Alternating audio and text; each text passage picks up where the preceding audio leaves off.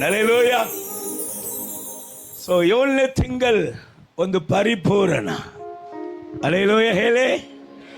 7ನೇ ತಿಂಗಳ ಸಂಪೂರ್ಣ ಪರಿಪೂರ್ಣವಾದ ಆಶೀರ್ವಾದ, ಪರಿಪೂರ್ಣವಾದ ಅಭಿಷೇಕ, ಪರಿಪೂರ್ಣವಾದ ಕೃಪೆ ಹೊಂದಿಕೊಳ್ಳುವಂತ ಉತ್ತಮವಾದ ಒಂದು ತಿಂಗಳು. Hallelujah, hallelujah. ಅಪ್ಪ ನಮಗೆ ದಯಪಾಲಿಸಿದ್ದಾರೆ.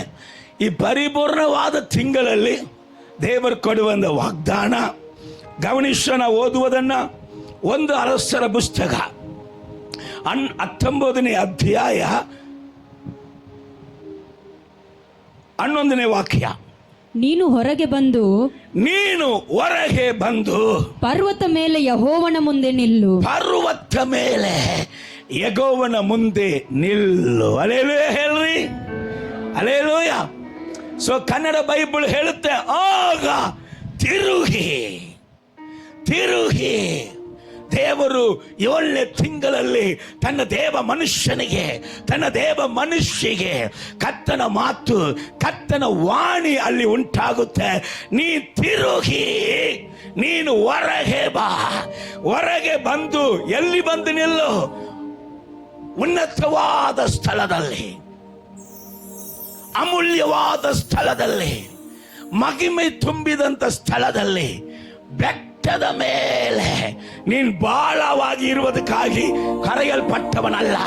ನೀನ್ ಕೆಳಗಡೆ ಇರುವುದಕ್ಕಾಗಿ ಕರೆಯಲ್ಪಟ್ಟವನಲ್ಲ.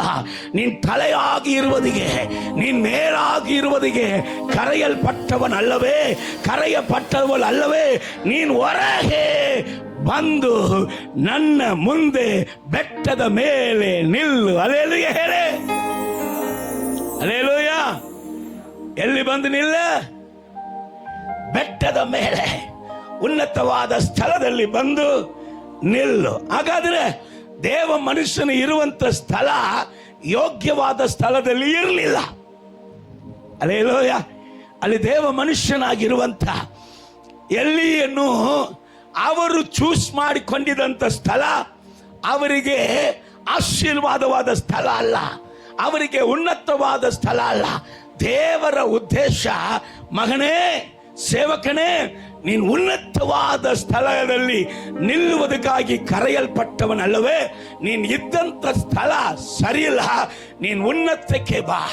ನೀನು ಯಾವಾಗಲೆಲ್ಲ ಉನ್ನತಕ್ಕೆ ಬಂದಿದೆಯೋ ಅವಾಗಲೆಲ್ಲ ನಿನಗೆ ಮಹಿಮೆ ಇತ್ತಲ್ಲ, ಅವಾಗಲೆಲ್ಲ ನಿನ್ನ ಕಾರ್ಯಗಳು ಜಯವಾಗಿತ್ತಲ್ಲ, ಅವಾಗಲೆಲ್ಲ ನಿನ್ನ ಮಾತಿಗೆ ಪರಲೋಕವು ನಿನ್ನ ಮಾತನ್ನ ಅಂಗೀಕರಿಸಿತ್ತಲ್ಲ, ನಿನ್ನ ಮಾತಿಗೆ ಪರಲೋಕವು ಮರ್ಯಾದೆ ಕೊಟ್ಟಿತ್ತಲ್ಲ. ಆಗ ನೀನು ಏನ್ ಮಾಡು? ಮೊದಲು ಮುಂಚೆ ಇದ್ದಂಗೆ ನೀನು ಈಗ 7ನೇ ತಿಂಗಳಲ್ಲಿ ಅಪ್ಪ ಹೇಳ್ತಾರೆ, ತಿರುಗಿ ಸಭೆ, ತಿರುಗಿ ನೀನು ನನ್ನ ಪರ್ವತಕ್ಕೆ ಬಾ, ನೀನ್ ಬೆಟ್ಟಕ್ಕೆ ಬಾ. ನಾನು ಮುಂಚೆ ಇದ್ದಂತ ರೀತಿಯಲ್ಲಿಯೇ ನಿನ್ನನ್ನು ಆಶೀರ್ವದಿಸುವುದು ಮಾತ್ರ ಅಲ್ಲದೆ, ಇಲ್ಲಿ ತನಕ ನೀನು ಕಾಣದೆಯೂ ನೀನು ಕೇಳದೆಯೂ ನಿನಗೆ ಎಟ್ಟದೆಯೂ ಇದ್ದಂತ ಮಗತ್ ಕಾರ್ಯಗಳನ್ನ ನಿನ್ನನ್ನು ಇಟ್ಟುಕೊಂಡು ಮಾಡುವಂತ ಒಂದು ಕರೆ ನಿನ್ನ ಮೇಲೆ ಹೇಳುತ್ತಾ ಇದ್ದೇನೆ, ಬಾ ಅಂತ. Hallelujah, praise the lord. ದೇವರ ನಾಮಕ್ಕೆ ಮಹಿಮೆ ಉಂಟಾಗಲಿ. ಸರಿ, ಬೆಟ್ಟದ ಮೇಲೆ ನಿಲ್ಲಬೇಕಾಗಿರುವಂತ ದೇವ ಮನುಷ್ಯನು ಎಲ್ಲಿ ಹೋಗಿದ್ದಾನೆ? ಯಾಕೆ ದೇವರು ಮೇಲೆಗೆ ಬಾ, ನನ್ನ ಮುಂದೆ ಬಾ, ಇರುವಂತ ಸ್ಥಳ ಸರಿ ಇಲ್ಲ ಅಂತ ದೇವರು ಹೇಳುವಂತ ಸ್ಥಳ ಯಾವುದು? ಅವರು ಚೂಸ್ ಮಾಡಿಕೊಂಡಿದಂತ ಸ್ಥಳ ಯಾವುದಂತ ನೀವು ಕೇಳುವಾಗ 9ನೇ ವಾಕ್ಯ ಓದಮ್ಮ. ಅದೇ ಅಧ್ಯಾಯದಲ್ಲಿ 9ನೇ ವಾಕ್ಯ. 40 ದಿವಸ ಹಗಲಿರುಳು ಪ್ರಯಾಣ ಮಾಡಿ ದೇವಗಿರಿಯಾದ ಹೊರೋಬಿಗೆ ಮುಟ್ಟಿ, ದೇವಗಿರಿಯಾದ ಹೊರೇಬಿಗೆ ಮುಟ್ಟಿ ಅಲ್ಲಿನ ಒಂದು ಗವಿಯಲ್ಲಿ ಇಳುಕೊಂಡನು. ಎಲ್ಲಿ ಇಳ್ಕೊಂಡ? ಒಂದು ಗುಹೆಯಲ್ಲಿ, ಒಂದು ಗವಿಯಲ್ಲಿ ಅವನು ಏನ್ ಮಾಡ್ಕೊಂಡ? ಇಳ್ಕೊಂಡ. ಗವಿಯಲ್ಲಿ ಯಾರು ಇರ್ತಾರೆ? ಪ್ರಾಣಿದಾನ ಇರ್ತದೆ. ಹಲ್ಲೆಲೂಯ. ದೇವ ಮನುಷ್ಯ ಪ್ರಾಣಿ ಇರುವಂತ ಸ್ಥಳದಲ್ಲಿ ನಿನಗೆ ಏನು ಉಂಟಲ್ಲಿ? ನೀನ್ ಯಾಕಪ್ಪ ಅಲ್ಲಿದ್ದೀ? ನೀನ್ ನನ್ನ ಪರ್ವತದಲ್ಲಿ ನಿಲ್ಲಬೇಕಾಗಿರುವಂತವನು, ನೀನ್ ಯಾಕೆ ಗವಿಯಲ್ಲಿ ಇದ್ದೀ ಅಂತ. ರೈಟ್, ಈಗ ನಾವು ನೋಡಲಿಕ್ಕಿದ್ದೇವೆ ದೇವ ಪರ್ವತ ಕೊಡುವಂತ 4 ಆಶೀರ್ವಾದ. ಹಲ್ಲೆಲೂಯಾ. ಎಷ್ಟು ಆಶೀರ್ವಾದ? 4 ದೇವರು ಪರ್ವತ ಕೊಡುವಂತ ಆಶೀರ್ವಾದ. ರೈಟ್. ದೇವರು ಪರ್ವತಕ್ಕೆ ಯಾಕೆ ಕರೆಯುತ್ತಾರೆ? ಬೆಟ್ಟಕ್ಕೆ, ಆತನ ಸಮ್ಮುಖಕ್ಕೆ ಯಾಕೆ ಕರೆಯುತ್ತಾರೆ? ಏನೇನು ಆಶೀರ್ವಾದಗಳನ್ನ ಕೊಡಲಿಕ್ಕಿದ್ದಾರೆ? ಮೊದಲನೇ ಆಶೀರ್ವಾದ ಎಲ್ಲವನ್ನು ಒದಗಿಸುವಂತ ಆಶೀರ್ವಾದ. ಹಲ್ಲೆಲೂಯಾ. ಎಲ್ಲಿಗೆ ಬಾ? ಪರ್ವತಕ್ಕೆ ಬಾ. ಪರ್ವತ ಏನ್ ಕೊಡುತ್ತೆ? ಎಲ್ಲವನ್ನು ಒದಗಿಸುತ್ತೆ. ಹಲ್ಲೆಲೂಯಾ ಹೇಳಿ. ಪರ್ವತ ಏನ್ ಕೊಡುತ್ತೆ? ಏನ್ ಕೊಡುತ್ತೆ? ಎಲ್ಲವನ್ನು. ಪಕ್ಕದಲ್ಲಿ ಕೈ ಕೊಟ್ಟು ಹೇಳ್ರಿ, ಪರ್ವತ ಎಲ್ಲವನ್ನು ಒದಗಿಸುತ್ತೆ. ಹಲ್ಲೆಲೂಯಾ. Praise lord. ದೇವರ ನಾಮಕ್ಕೆ ಮಹಿಮೆ ಉಂಟಾಗಲಿ. ಅಲ್ಲಿ ನೀವು ನೋಡಬಹುದು, ಆದಿಕಾಂಡ 22ನೇ ಅಧ್ಯಾಯ 14ನೇ ವಾಕ್ಯದಲ್ಲಿ ಆ ದೇವರ ಬೆಟ್ಟಕ್ಕೆ ಅಬ್ರಹಾಮನು ಒಂದು ಹೆಸರನ್ನ ಇಡುತ್ತಾ ಇದ್ದಾರೆ. ಅದು ಆ ಸ್ಥಳಕ್ಕೆ ಯೆಹೋವ ಈರೆ ಎಂದು ಹೆಸರಿಟ್ಟನು. ಯೆಹೋವನ ಬೆಟ್ಟದಲ್ಲಿ ಒದಗುವುದು ಅಂತನು. ಹಲ್ಲೆಲೂಯಾ. ದೇವರು ಯಾರ ಬೆಟ್ಟಕ್ಕೆ ಕರೀತಾ ಇದ್ದಾರೆ? ಯೆಹೋವನ ಬೆಟ್ಟ. ಯೆಹೋವನ ಬೆಟ್ಟಕ್ಕೆ ಬರುವುದಾದ್ರೆ ಅಲ್ಲಿ ಏನಾಗುತ್ತೆ? ಎಲ್ಲವೂ ಒದಗಿಸಲ್ಪಡುತ್ತೆ. ಇನ್ನೊಂದು ರಹಸ್ಯ ಅಲ್ಲಿ ಇದೆ ನೋಡಿ. ಅಬ್ರಹಾಮನ ಜೀವಿತದಲ್ಲಿ ಪರಿಶೋಧನೆ ಆ ಬೆಟ್ಟದಲ್ಲಿ ಮುಕ್ತಾಯ ಆಗ್ತಾನೆ. ಹಲ್ಲೆಲೂಯಾ. Praise the lord. ಪ್ರತಿಯೊಂದು ದೇವ ಮನುಷ್ಯನಿಗೂ ಪರೀಕ್ಷೆ ಉಂಟು. ಹಲ್ಲೆಲೂಯಾ. ಓದುವಂತ ಪ್ರತಿಯೊಂದು ಮಕ್ಕಳಿಗೂ ಅವರು LKG ಓದಲಿ, ಅವರು ಸಂಡೇ ಸ್ಕೂಲ್ ಓದಲಿ, ಅವರು 10th ಓದಲಿ, ಅವರ ಡಿಗ್ರಿ ಓದಲಿ, ಏನು ಓದಿದ್ರು ಸಹ ಎಕ್ಸಾಮ್ ಪರೀಕ್ಷೆ ಅಂತೂ ಉಂಟೇ ಉಂಟು.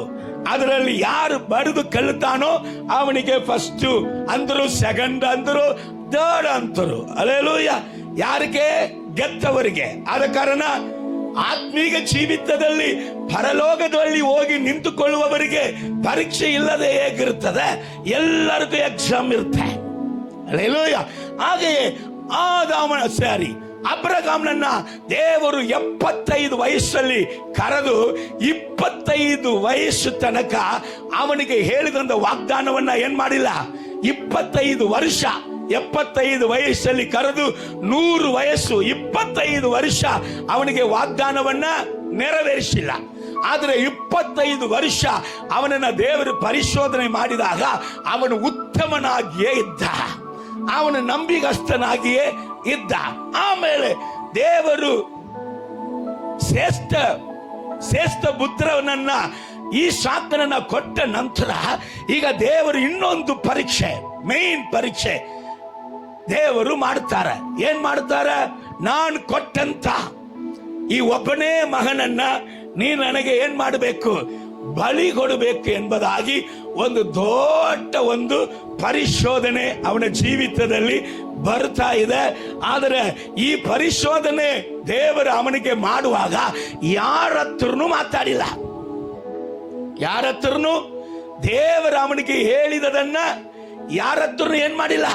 ಹೇಳಿಲ್ಲ. ಬೆಟ್ಟಕ್ಕೆ ಹೋಗ್ಬೇಕಂತ ಹೇಳಿ ಮುಂಚಾನೆಯೇ ದೇವರು ಹೇಳಿದ ಪ್ರಕಾರವೇ ಏನ್ ಮಾಡ್ತಾ ಇದ್ದಾನೆ? ಅವನು ರೆಡಿ ಆಗ್ತಾ ಇದ್ದಾನೆ. ಸೊ ಚೆನ್ನಾಗಿ ಗಮನಿಸ್ರಿ. ಅವನು ಯಾರಿಗೆ ಹೇಳಿರ್ಬೇಕು?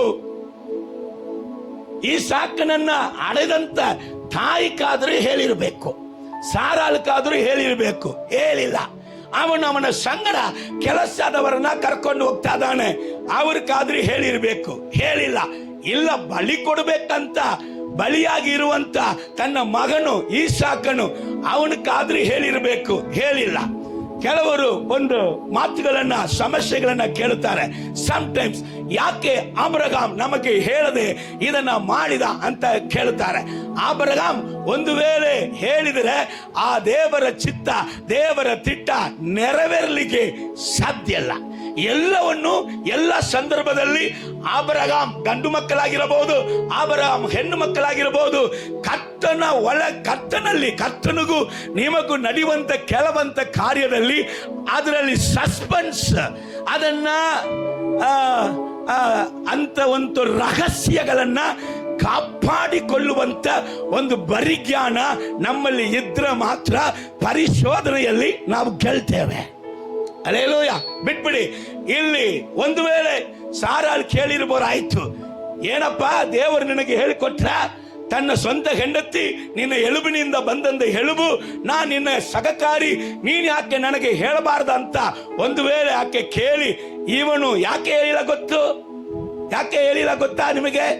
ಮೊದಲೇ ಒಂದು ಫೇಲ್ ಆಯಿತು. ಮೊದಲೇ ಅಮ್ಮ ಮಾತು ಕೇಳಿನೇ ಆಗರ್ಲು ಒಳಗ್ ಬಂದ, ಅಮ್ಮ ಮಾತು ಕೇಳಿನೇ ಇಸ್ಮಾವೇಲ್ ಒಳಗ್ ಬಂದ. ಅಮ್ಮನ ಕೊರತೆ ಹೇಳಕ್ಕಾಗಲ್ಲ. ಇವನು ದೇವರ ರಹಸ್ಯವನ್ನ ಎಲ್ಲರಲ್ಲಿಯೂ ಹೇಳತಕ್ಕದ್ದು ಅಲ್ಲ, ಅದು ಅಬ್ರಹಾಮನ ಜವಾಬ್ದಾರಿ. ನೋಡು ಇಲ್ಲಿ ಗಮನಿಸೋಣ, ದೇವರ ಪರ್ವತದಲ್ಲಿ ಅಬ್ರಹಾಮಕ್ಕೆ 2 ವಿಷಯಗಳಲ್ಲಿ ನಡೆಯುತ್ತೆ. ಒಂದು, ಅವನ ಪರಿಶೋಧನೆಯ ಕಾಲ ಮುಗಿಯಿತು. ಹಲ್ಲೆಲೂಯ. ಇನ್ನು ಮೇಲೆ ಅವನಿಗೆ ಎಲ್ಲವೂ ಒದಗಿಸಲ್ಪಡುತ್ತೆ. ಅಂತ ಒಂದು ದೇವರ ಬೆಟ್ಟದಲ್ಲಿ ಅವನು ಯೆಹೋವ ಈರೆ ಎಂಬುದಾಗಿ ಹೆಸರು ಇಟ್ಟಿದ ನಂತರ ಅವನಿಗೆ ಪರಿಶೋಧನೆ ದಿನಗಳು ಬಂದಂತ ಚರಿತ್ರೆ ಇಲ್ಲ. ಈ 7ನೇ ತಿಂಗಳು ಕರ್ತನು ನಿಮಗೂ ನನಗೂ ಹೇಳಲಿಕ್ಕೆ ಬಯಸುತ್ತಾನೆ, ನೀನು ತಿರುಗಿ ನನ್ನ ಸಮ್ಮುಖದಲ್ಲಿ, ನನ್ನ ಪರ್ವತದಲ್ಲಿ, ನನ್ನ ಬೆಟ್ಟದಲ್ಲಿ ಬಂದು ನಿಲ್ಲು. ಈ ಬೆಟ್ಟ ಈಗ ನಿನಗೆ ಏನ್ ಮಾಡುತ್ತೆ? ಪರಿಶೋಧನೆಯನ್ನ ಎಂಡ್ ಮಾಡುತ್ತೆ. ಹಾಗೆಯೇ ಏಲಿಯನ್ಗೂ ಕೂಡ ಇದು ಫೈನಲ್ ಪರಿಶೋಧನೆ. ಇನ್ನು ಮೇಲೆ ಅವನಿಗೆ ಶೋಧನೆ ಕಾಲ ಇಲ್ಲ. ಅವನು ಮುಚ್ಚಿಕೊಂಡು ಒಳಗಿದ್ದಾನೆ. ದೇವರು ಅವನನ್ನ ಹೊರಗ ಬಾ ಅಂತ ಹೇಳ್ತಾ ಇದ್ದಾರೆ. ಇವತ್ತು ಒಂದು ವೇಳೆ ಎಲಿಯನಂತೆ ಕವಿ ಒಳಗಡೆ ಇರುವಂತ ದೇವ ಮನುಷ್ಯ ಇದೇ ಸಭೆಯಲ್ಲಿ ಇರುವುದಾದ್ರೆ, ಯೂಟ್ಯೂಬ್ ಅಲ್ಲಿ ಕೇಳುವುದಾದ್ರೆ, ಫೇಸ್ಬುಕ್ ಅಲ್ಲಿ ನೋಡುವುದಾದ್ರೆ, ಕರ್ತನು ಹೇಳ್ತಾ ಇದ್ದಾನೆ, ದೇವ ಮನುಷ್ಯನೇ ಬಾ ನನ್ನ ಪರ್ವತಕ್ಕೆ, ದೇವ ಮನುಷ್ಯೇ ಬಾ ನನ್ನ ಪರ್ವತಕ್ಕೆ. ನನ್ನ ಪರ್ವತ ಏನ್ ಕೊಡಲಿಕ್ಕಿದೆ, ನಿನಗೆ ಎಲ್ಲವನ್ನು ಕೂಡ ಒದಗಿಸುವ ಸಮಯ ಬಂದಿದೆ. ಹಲ್ಲೆಲೂಯ. ದ ಫಸ್ಟ್ 7ನೇ ತಿಂಗಳು ಸಂಪೂರ್ಣದ ಈ ತಿಂಗಳಲ್ಲಿ ಅಪ್ಪ ಹೇಳುತ್ತಾನೆ, ಬಾ ನನ್ನ ಪರ್ವತಕ್ಕೆ, ನಾನು ಎಲ್ಲವನ್ನು ಒದಗಿಸುತ್ತೇನೆ. ಹಲ್ಲೆಲೂಯ. 2ನೇದಾಗಿ ಕರ್ತನ ಪರ್ವತದಲ್ಲಿ ಏನಿದೆ ಅಂದ್ರೆ, ನೀನು ಕಾದಿದ್ದಂತ ದಿನ ಮುಗಿತ್ತು. ಹಲ್ಲೆಲೂಯ ಹೇಳಿ. ನೀನು ಕಾದಿದ್ದಂತ ದಿನ ಮುಗಿತ್ತು. ಈಗ ನೀನ್ ಕಾದಿದ್ಯಲ್ಲ, ನೀನ್ ವೆಯ್ಟ್ ಮಾಡ್ತಾ ಇದ್ಯಲ್ಲ, ನೀನ್ ವೆಯ್ಟ್ ಮಾಡಿದಂತ ದಿನ ಮುಗಿದು ಇನ್ನು ಮೇಲೆ ರಿಸೀವ್ ಮಾಡಿಕೊಳ್ಳುವಂತ, ಹೊಂದಿಕೊಳ್ಳುವಂತ ದಿನಗಳು ಪ್ರಾರಂಭವಾಗುತ್ತೆ. ಬಾ ನನ್ನ ಬೆಟ್ಟಕ್ಕೆ. ಹಲ್ಲೆಲೂಯ. ಸೊ ಮೋಸೆಯ ವಿಷಯದಲ್ಲಿ ನೀವು ನೋಡಬಹುದು, ವಿಮೋಚನೆ ಕಾಂಡ 3ನೇ ಅಧ್ಯಾಯ 1ನೇ ವಾಕ್ಯದಲ್ಲಿ ವಾಕ್ಯ ಹೇಳುತ್ತೆ, ಹೋರೇಬ್ ಎಂಬ ದೇವರ ಬೆಟ್ಟಕ್ಕೆ ಬಂದನು. ಹಲ್ಲೆಲೂಯ. ಅಲ್ಲಿ ಏನ್ ನಡೆದಿತ್ತಯ್ಯ? 40 years ವೇಟಿಂಗ್ ಪೀರಿಯಡ್. ಎಷ್ಟು ವರ್ಷ? 40 ವರ್ಷದ ಒಂದು ಕಾದಿರುವಂತ ಕಾರ್ಯಕ್ಕೆ ದೇವರು ಮುಕ್ತಾಯವನ್ನ ಅಲ್ಲಿ ಮಾಡುತ್ತಾ ಇದ್ದಾರೆ. ಹಲ್ಲೆಲೂಯ.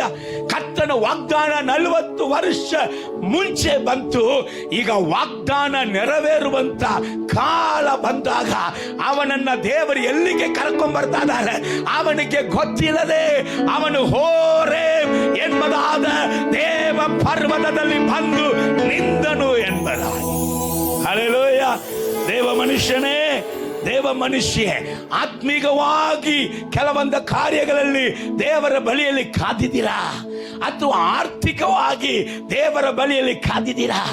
ಏನೋ ಒಂದು ಆಶೀರ್ವಾದ, ಮಕ್ಕಳ ಆಶೀರ್ವಾದಕ್ಕಾಗಿ ಬಹಳ ವರ್ಷಗಳಾಗಿ ದೇವರ ಬಳಿಯಲ್ಲಿ ಕಾದಿದ್ದೀರಾ? ಈ ಭೂಮಿಯಲ್ಲಿ ಏನೋ ಒಂದು ಆಶೀರ್ವಾದಕ್ಕಾಗಿ ಬಹಳ ವರ್ಷಗಳಾಗಿ ಕಾದಿದ್ದೀರಾ? ಅಥವಾ ನಾನು ಒಬ್ಬನೇ ರಕ್ಷಣೆ ಹೊಂದಿದ್ದೀನಿ, ನನ್ನ ಮುಳ್ಳು ಕುಟುಂಬವು ರಕ್ಷಣೆ ಹೊಂದಬೇಕೆಂಬುದಾಗಿ ಕಾದಿದ್ದೀರಾ?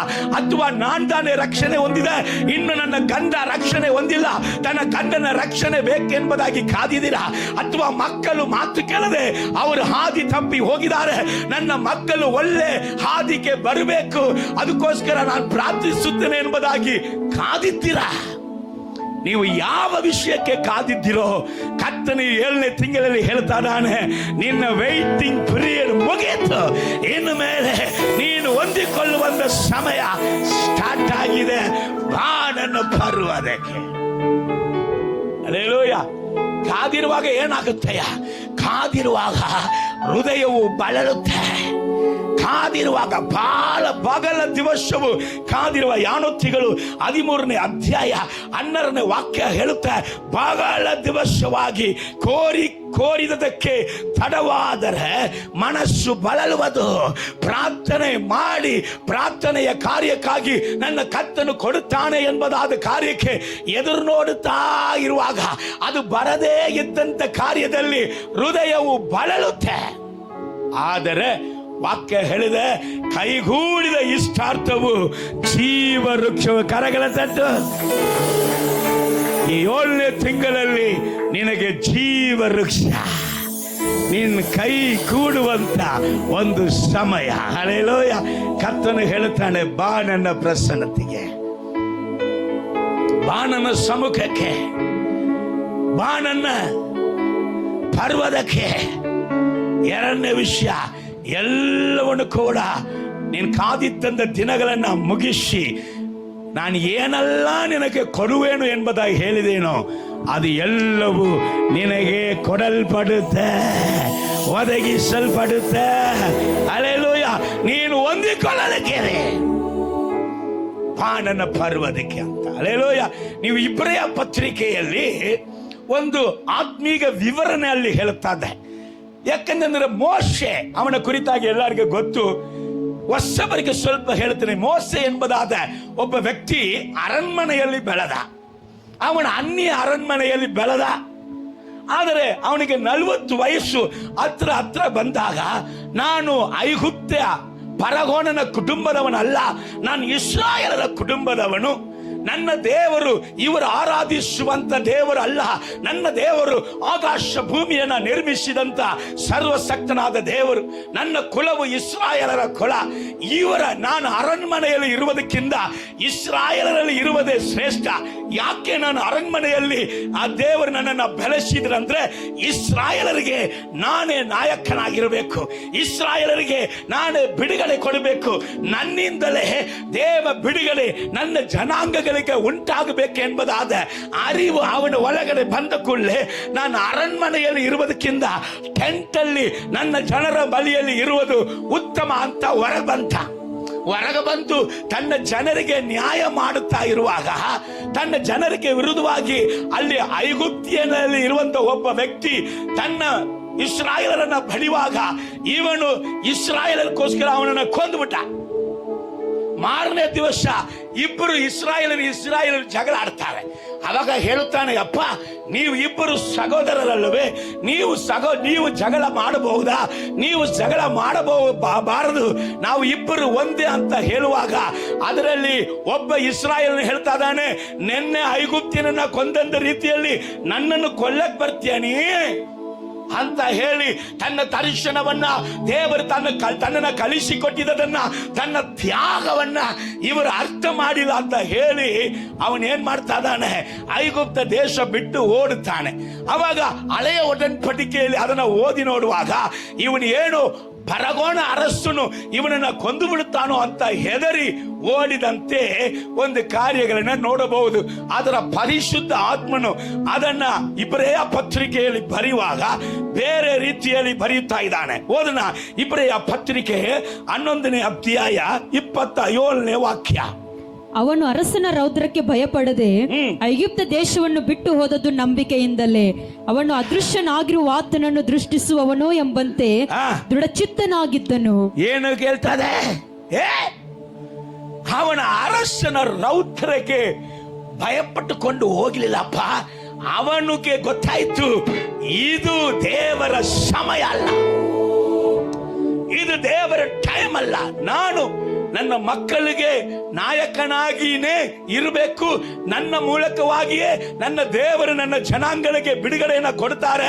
ಬಟ್ ಉದ್ವೇಗದಲ್ಲಿ ಈಗಲೇ ನಾನು ಪ್ರಾರಂಭಿಸಿಬಿಟ್ಟೆ, ಬಟ್ ದೇವರ ಚಿತ್ತ ಈಗ ಇಲ್ಲ ಅಂತ ಹೇಳಿ ಅರಸನಿಗೆ ಎದುರುಕೊಂಡು ಅವನು ಓಡಿಲ್ಲ.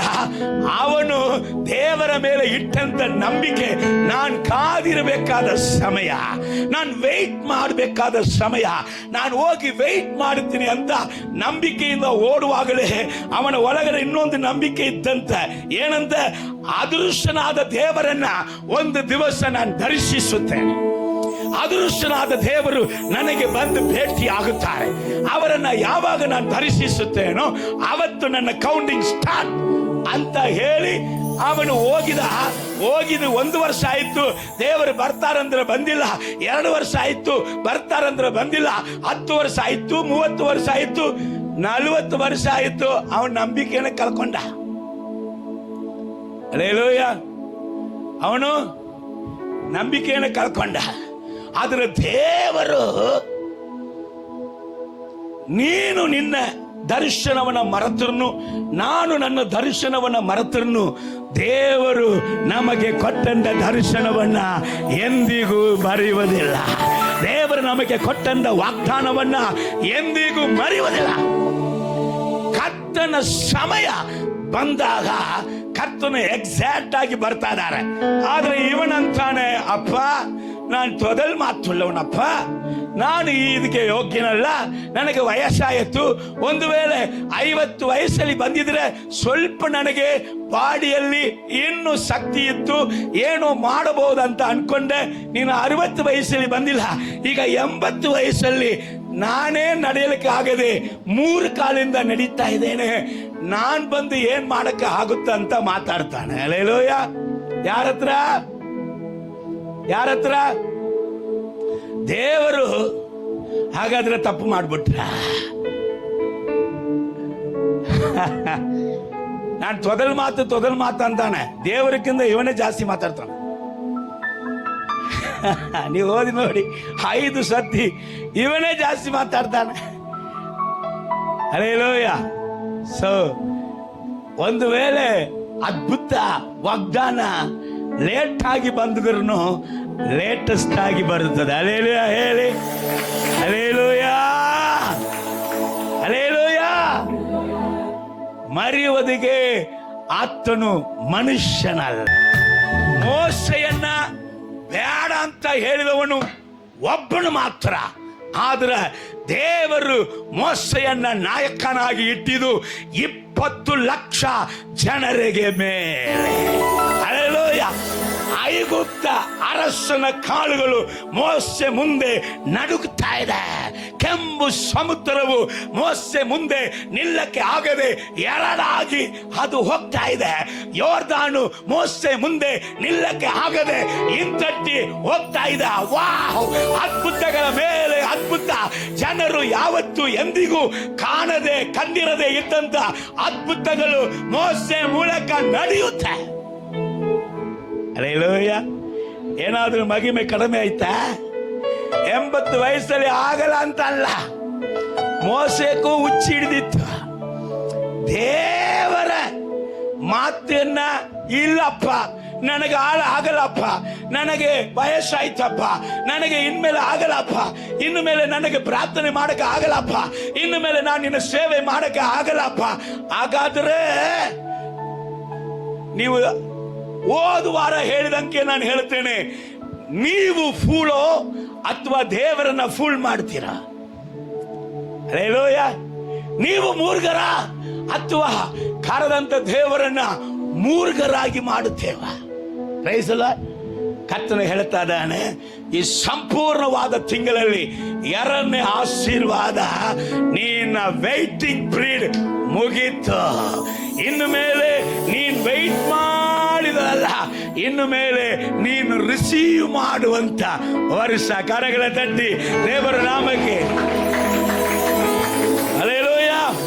Price the lord. ಕರ್ತನ ನಾಮಕ್ಕೆ ಮಹಿಮೆ ಉಂಟಾಗಲಿ. 2ನೇದಾಗಿ, ನಾನು ಮೊದಲನೇದಾಗಿ ಹೇಳಿದೆ, ಪರ್ವತವು ಎಲ್ಲವನ್ನು ಒದಗಿಸುತ್ತೆ. 2ನೇದಾಗಿ, ಪರ್ವತದಲ್ಲಿ ವೇಟಿಂಗ್ ಮಿಲಿಡ್ ಮುಗಿತು. ಇನ್ನು ಮೇಲೆ ಕರ್ತನ ಬಳಿಯಲ್ಲಿ ನೀನು ಕಾದಿದ್ದಂತ ಸಕಲ ಆಶೀರ್ವಾದಗಳನ್ನ ದೇವರ ಬಳಿಯಿಂದ ಒಂದೊಂದಾಗಿ ಹೊಂದಿಕೊಳ್ಳುವಂತ ಸಮಯವು, ದಿನಗಳು ಪ್ರಾರಂಭವಾಯಿತು. 3ನೇದಾಗಿ, ದೇವರ ಪರ್ವತ ಏನ್ ಮಾಡುತ್ತೆ? ಜಕರಿಯ ಪ್ರವಾದನೆ ಪುಸ್ತಕ 8ನೇ ಅಧ್ಯಾಯ 3ನೇ ವಾಕ್ಯ ಹೇಳುತ್ತೆ, ಸೇನಾಧೀಶ್ವರನಾದ ಯೆಹೋವನ ಪರ್ವತಕ್ಕೆ ಪರಿಶುದ್ಧ ಪರ್ವತ ಎಂಬ ಹೆಸರು ಉಂಟು. 3ನೇದಾಗಿ ದೇವರ ಪರ್ವತ ಏನ್ ಮಾಡುತ್ತೆ? ಎಂತ ಪಾಪಿಯನ್ನು ಪರಿಶುದ್ಧ ಮಾಡುತ್ತೆ. ಅಲೋ, ಎಂತ ಉಡಾಲ್ ವ್ಯಕ್ತಿಯನ್ನು ಕೂಡ ಪರಿಶುದ್ಧನಾಗಿ, ಶುದ್ಧನಾಗಿ, ಯೋಗ್ಯನಾಗಿ, ಎಂತ ಅಯೋಗ್ಯನನ್ನು ಸಹ ಯೋಗ್ಯನಾಗಿ ಮಾಡುವಂತ ಶಕ್ತಿ ಯಾರಿಗೂ ಉಂಟು? ಯೆಹೋವನ ಪರ್ವತಕ್ಕೆ ಉಂಟು. ನೀವು ಯೋಹಾನ ಸುವಾರ್ತೆ 8ನೇ ಅಧ್ಯಾಯವನ್ನ 1ರಿಂದ 11 ಕಾರ್ಯಗಳನ್ನ ಓದಿ ನೋಡುವಾಗ, ಪಾಪದಲ್ಲಿ ಆಕೆ ಪಾಪ ಮಾಡುತ್ತಾ ಇದ್ದಾಗಲೇ ಒಬ್ಬಕಿನ ದೇವರ ಪರ್ವತಕ್ಕೆ ಕರೆದುಕೊಂಡು ಬಂದಿದ್ದಾರೆ. ಏನಂತ? ಈಕೆ ಇಂಥ ಪಾಪಕ್ಕೆ ಧರ್ಮಶಾಸ್ತ್ರ ಹೇಳುತ್ತೆ ಈಕೆನ ಕಲ್ಲೆಯಿಸಿ ಕೊಳೆ ಮಾಡಬೇಕಂತ. ಹಾಗಾದ್ರೆ ದೇವರ ಪರ್ವತ, ದೇವರ ಸಮ್ಮುಖ ಈಕೆಗೆ ಏನ್ ದಂಡನೆ ಕೊಡುತ್ತೆ ನೋಡೋಣ ಎಂಬುದಾಗಿ ಜನ ಅಲ್ಲಿ ಕರೆದುಕೊಂಡು ಬಂದಾಗ, ಅಲ್ಲಿ ದೇವರು ದಂಡನೆ ಕೊಟ್ಟಿಲ್ಲ, ಕ್ಷಮ ಕೊಡ್ತಾರೆ. ಅಲ್ಲೇ ಹೇಳಿ, ದೇವರು ದಂಡನೆ ಕೊಟ್ಟಿಲ್ಲ, ಕ್ಷಮ ಕೊಡ್ತಾ ಇದ್ದಾನೆ. ಆ ಕ್ಷಮ ಕೊಡುವಂತ ದೇವ ಸನ್ನಿಧಾನದಲ್ಲಿ ಒಂದು ನಡೀತಾ ಇದೆ. ಅಲ್ಲಿ ತನಕ, ಅವತ್ತು ತನಕ ಪಾಪಿಯಾಗಿ ಜೀವಿಸಿದಂಥವಳ ಜೀವನ ಅಂದಿನಿಂದ ಪರಿಶುದ್ಧವಾಗಿ ಬದಲಾಗುತ್ತಾ ಇದೆ. Hallelujah, praise the lord. ದೇವರ ನಾಮಕ್ಕೆ. ದುರಾಚಾರಿ ದೇವರ ಸಮ್ಮುಖದಲ್ಲಿ ಬರ್ತಾ ಇದ್ದಾಳೆ. ದುರಾಚಾರಿ ಬಂದ, ಅಪ್ಪ ನನ್ನ ಪಾಪದ ಜೀವಿತದಲ್ಲಿ ಸುಖ ಇಲ್ಲ, ಎಷ್ಟೋ ನಾನು ಪೂಜೆ ಆಯಿತು, ಎಷ್ಟೋ ಪುನಸ್ಕಾರಗಳಾಯಿತು, ಎಷ್ಟೋ ಯಾಗಗಳನ್ನ ನಾನು ಮಾಡಿ ಆಯಿತು, ಎಷ್ಟೋ ಕರ್ತನೆ ಹಾಲೆಲೂಯ ಕಾರ್ಯಗಳನ್ನ ನಾನು ಕೊಟ್ಟನು ಕೂಡ ನನ್ನ ಪಾಪ ಕೊಡುವಂಥದ್ದು ನನಗೆ ಅಸಮಾಧಾನ, ನನ್ನ ಪಾಪ ಕೊಡುವಂಥದ್ದು ನನಗೆ ದುಃಖ, ನನ್ನ ಪಾಪ ಕೊಡುವಂಥದ್ದು ನನಗೆ ವೇದನೆ ಎಂಬುದಾಗಿ ತಿಳಿದು ದೇವರ ಪರ್ವತಕ್ಕೆ ಓಡಿ ಬರ್ತಾ ಇದ್ದಾಳೆ. ಅಲ್ಲಿ ದೇವರ ಪರ್ವತದಲ್ಲಿ ಕರ್ತನ ಸ್ವರ ಆಕೆಗೆ ಹೇಳುತ್ತದೆ, ಸಮಾಧಾನದಿಂದ ಮನೆಗೆ ಹೋಗು, ನಿನ್ನ ಪಾಪಗಳೆಲ್ಲ ಕ್ಷಮಿಸಲ್ಪಟ್ಟೆ. ಆಯ್ತಯ್ಯ, ಎಂತ ಪಾಪಿಗಳನ್ನು ಕೂಡ ಪರಿಶುದ್ಧ ಮಾಡುವಂತ ದೇವ ಪರ್ವತ ಎಲ್ಲಿದೆ ಅಂತ ನೀವು ಕೇಳಿದ್ರೆ ಅನೇಕ ಕಾರ್ಯಗಳನ್ನ ಹೇಳಬಹುದು. ಒಂದು ವಾಕ್ಯವನ್ನ ನಿಮಗೆ ತಿಳಿಸಿಕೊಡೋದಕ್ಕೆ ಬಯಸುತ್ತೇನೆ.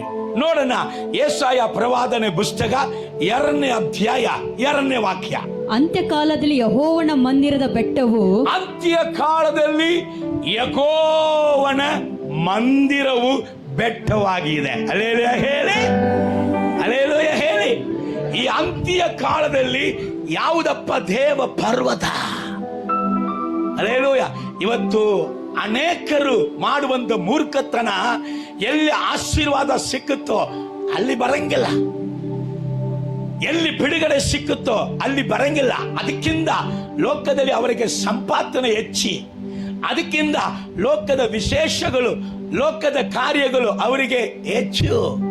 ಆದರೆ ಸತ್ಯವೇದ ಹೇಳುತ್ತೆ, ನೀನು ಲೋಕದಲ್ಲಿ ನೋಡುವಂತ ಗುಡ್ಡ ಬೆಟ್ಟಗಳಕ್ಕಿಂತ ದೇವರ ಮಂದಿರವಾಗಿರುವಂತ ಬೆಟ್ಟವು ಏನ್ ಮಾಡುತ್ತೆ ಸ್ವಲ್ಪ ಗಮನಿಸೋಣ. ಹೋದ್ ಮಗಳೇ, ಗುಡ್ಡ ಬೆಟ್ಟಗಳಿಗಿಂತ ಯಪ್ಪ ದೊಡ್ಡ ದೊಡ್ಡ ವ್ಯಕ್ತಿಗಳು, ಕೆಲವಂತ ಅಧಿಕಾರಿಗಳು ಆಧಾರ ಅಂತ ಹೋಗಿ ಅವರು ಮೋಸ ಆಗಿದ್ದು ಉಂಟು.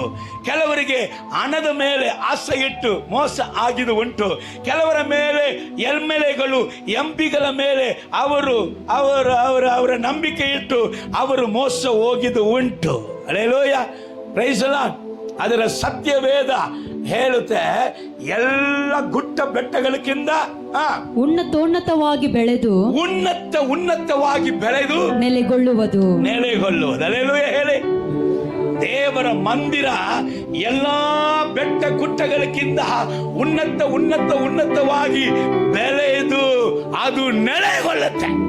ಎಲ್ಲಿಯಪ್ಪ ನೆಲೆಯಾದ ಸಂತೋಷ, ಎಲ್ಲಿಯಪ್ಪ ನೆಲೆಯಾದ ಆಶೀರ್ವಾದ, ಎಲ್ಲಿಯಪ್ಪ ನೆಲೆಯಾದ ಸಮೃದ್ಧಿ, ಎಲ್ಲಿಯಪ್ಪ ನನ್ನ ಕುಟುಂಬಗಳು ನೆಲೆಗೊಳ್ಳುತ್ತೆ, ನನ್ನ ಕುಟುಂಬದ ಸಮಾಧಾನ ನೆಲೆಗೊಳ್ಳುತ್ತೆ.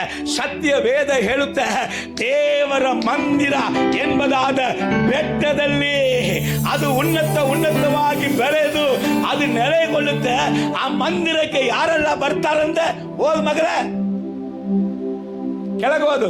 ಆಗ ಸಕಲ ದೇಶಗಳವರು, ಅಪ್ಪ, ಒಂದೇ ಭಾಷೆಯವರಲ್ಲ, ಒಂದೇ ಜಾತಿಯವರಲ್ಲ, ಒಂದೇ ದೇಶದವರಲ್ಲ, ದೇವರ ಮಂದಿರದ ಒಳಗಡೆ ಎಲ್ಲಾ ದೇಶದವರು ಅದರ ಕಡೆಗೆ ಪ್ರವಾಹಗಳಂತೆ ಬರುವರು. ಹೇಗೆ ಬರ್ಬೇಕಂದೆ?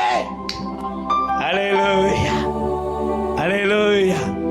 ಪ್ರವಾಹಗಳಂತೆ ಬರುತ್ತಾರಂತೆ. ಹಲ್ಲೆಲೂಯ. ಸತ್ಯ ವೇದದಲ್ಲಿ ವಾಕ್ಯ ಹೇಳುತ್ತೆ, ದೇವರ ಪರ್ವತವು ಎಂತ ಪಾಪಿಯನ್ನು ಕೂಡ ಪರಿಶುದ್ಧ ಮಾಡುವಂತ ಪರ್ವತ. ನಾಲ್ಕನೇದಾಗಿ ದೇವರ ಪರ್ವತವು ಏನ್ ಮಾಡುತ್ತೆ? ದೇವರ ಪರ್ವತದಲ್ಲಿ ದೇವ ದರ್ಶನವು, ದೇವರ ಅಭಿಷೇಕವು ನಿಂದು ಹೋಗುವುದೇ ಇಲ್ಲ. ಕರಗಳ ತಟ್ಟು. ಮೊದಲನೇದಾಗಿ ಒದಗಿಸುವಂತ ಪರ್ವತ. ಎರಡನೇದಾಗಿ ವೈಟಿಂಗ್ ಪೀರಿಯಡ್ ಅನ್ನ ಮುಗಿಸಿ ಎಲ್ಲವನ್ನು ಹೊಂದಿಕೊಳ್ಳುವಂತೆ ಮಾಡುವಂತ ಪರ್ವತ. ಮೂರನೇದಾಗಿ ನಮ್ಮನ್ನ ಎಂಥ ವ್ಯಕ್ತಿಯನ್ನು ಪವಿತ್ರ ಮಾಡಿ ಪರಿಶುದ್ಧನಿಗೆ, ನೀತಿವಂತನಿಗೆ ದೇವರು ಇಟ್ಟಿರುವಂತ ಸಮಸ್ತ ಆಶೀರ್ವಾದವನ್ನು ಕೊಡುವಂತ ಪರ್ವತ. ನಾಲ್ಕನೇದಾಗಿ ಈಗಲೇ ನಾವು ಸಂದೇಶಕ್ಕೆ ಬರುತ್ತೇವೆ.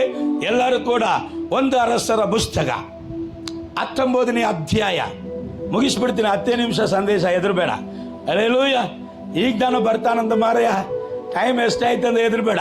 ಒಂದು 10 ಮಿನಿಟ್ಸ್ ಇಲ್ಲಿ ಗಮನಿಸ್ರಿ.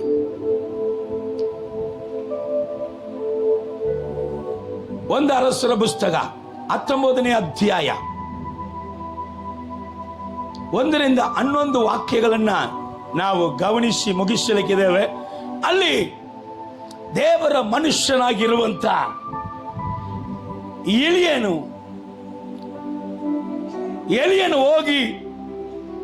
ಮೊದಲು ಹೋಗಿ ಎಲ್ಲಿ ಹೋಗಿ ಕೂತ್ಕೊಳ್ತಾನಂದ್ರೆ, ಒಂದು ಜಾಲಿ ಗಿಡದಲ್ಲಿ ಹೋಗಿ ಕುಳಿತುಕೊಂಡ, ಮತ್ತೆ ಮಲಗಿಬಿಟ್ಟು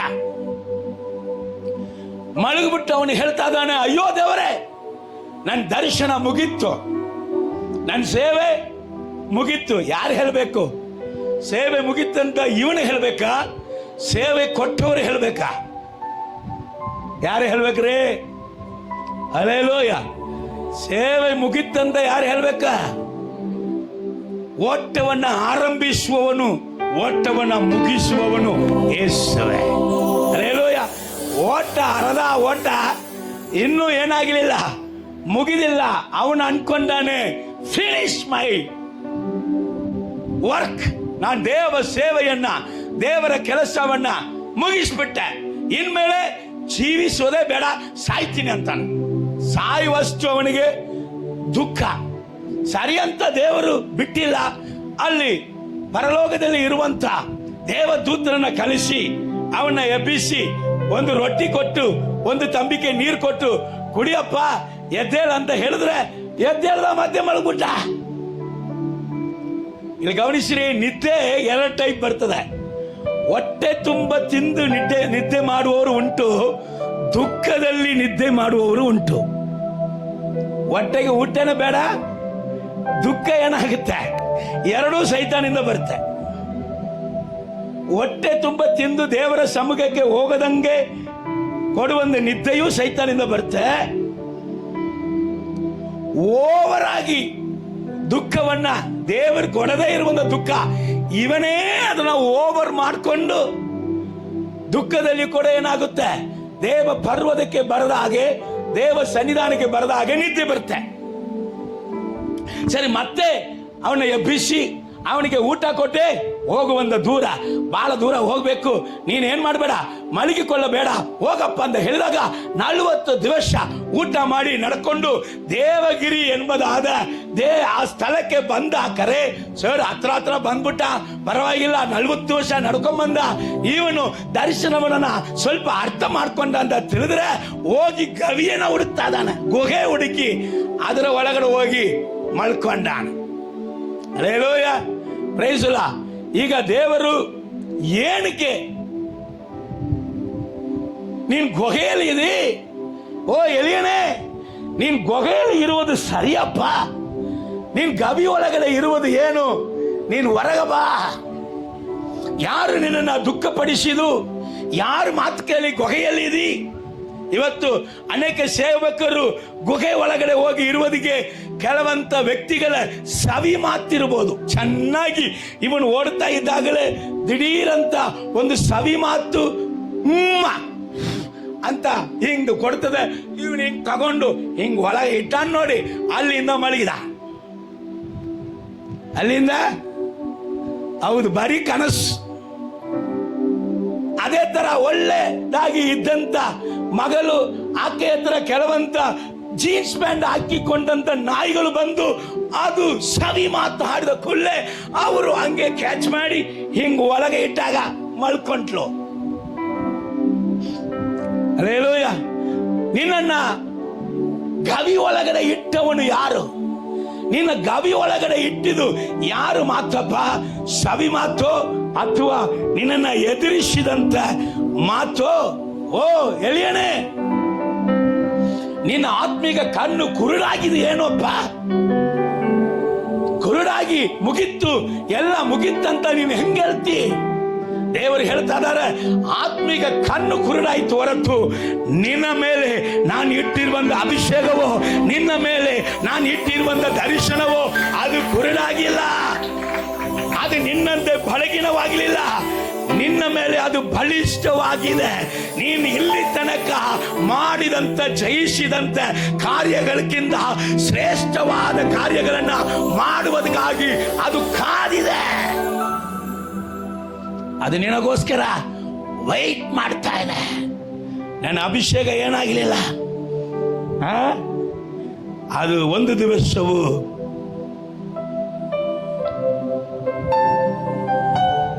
ಕುರುಡಾಗಿಲ್ಲ ಅಂತ ದೇವರು ಹೇಳ್ತಾ ಇದ್ದಾರೆ. ಇಲ್ಲಿ ಗಮನಿಸಬೇಕು, ಈ ಎಲಿಯನ ಬ್ಯಾಕ್ ಗ್ರೌಂಡ್ ಏನಂತ ನೀವು ಕೇಳಿದ್ರೆ ಒಬ್ಬೊಬ್ಬರಿಗೆ ಒಂದು ಬ್ಯಾಕ್ ಗ್ರೌಂಡ್ ಇದೆ. ಕೆಲವರು ಹೇಳ್ತಾರೆ, ನೋಡ್ರಿ ನನ್ನ ಬ್ಯಾಕ್ ಗ್ರೌಂಡು ಇಷ್ಟು ಲ್ಯಾಕ್ಸ್ ಇದೆ ಅಂತಾರೆ, ನೋಡ್ರಿ ನನ್ನ ಬ್ಯಾಕ್ ಗ್ರೌಂಡು ಇಷ್ಟು, ನಾನು ಲ್ಯಾಂಡ್ ಲಾರ್ಡ್ ಅಂತ ಹೇಳ್ತಾ ಇದ್ದಾರೆ.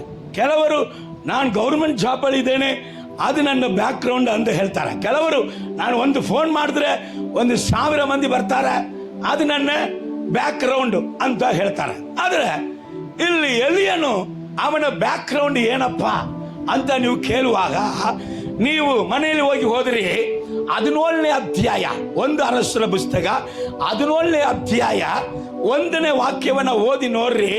ಅಲ್ಲಿ ಇಸ್ರಾಯೇಲರ ಅರಸನಾಗಿರುವಂತ ಆಗಾಬನಿಗೆ ತನ್ನನ್ನ ಇಂಟ್ರೊಡ್ಯೂಸ್ ಮಾಡ್ತಾನೆ.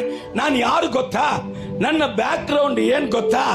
ಇಸ್ರಾಯೇಲರ ದೇವರ ಮುಂದೆ ನಿಂದಿರುವ ನಾನು. ಹಲ್ಲೆಲೂಯಾ. ಸೊ ಎಲಿಯನ ಬ್ಯಾಕ್ ಗ್ರೌಂಡ್ ಯಾರ ಮುಂದೆ ನಿಂದಿರುವಂತ ವ್ಯಕ್ತಿ? ದೇವರ ಮುಂದೆ ಸದಾ ನಿಂದಿರುವಂತ ವ್ಯಕ್ತಿ. ದೇವರ ಮುಂದೆ ನಿಂದಿರುವಾಗ ಏನೆಲ್ಲ ನಡೆದಿತ್ತು ನೀವು 1 ಅರಸರು 16ನೇ ಅಧ್ಯಾಯ 17ನೇ ಅಧ್ಯಾಯ ಓದಿ ನೋಡ್ರಿ.